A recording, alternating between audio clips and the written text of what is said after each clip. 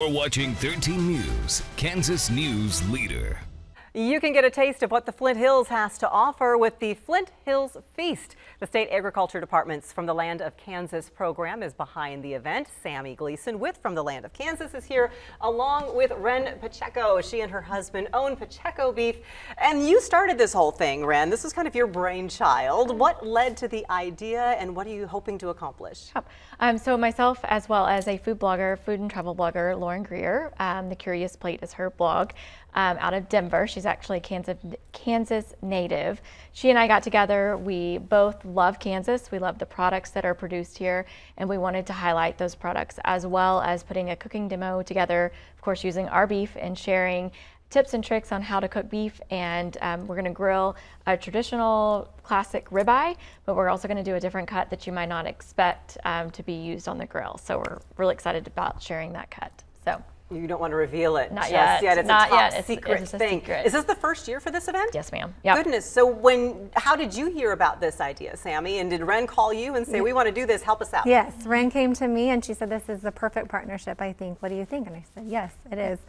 So we're supporting her because it supports business. We support businesses like her that grow, raise, and produce products. So we're really excited. How did you take the idea of just the beef desire that Ren and her husband had, and what did you all decide to fold into the evening? Yeah, do you want to go ahead and tell her? So we knew that we wanted to highlight products that were specifically raised and produced here in Kansas, mostly in the Flint Hills. Now we do have a Boot Hill Distillery from Dodge City coming, so we are expanding our reach a little bit, but they're such a great product and have such a cool story.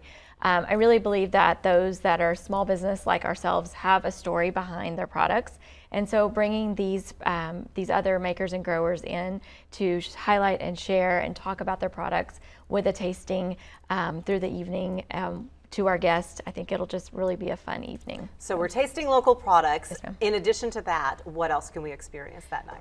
Yeah. There's going to be some live music. So we have the Tallgrass string band coming, Tallgrass Express string band coming. So there'll be live music that evening.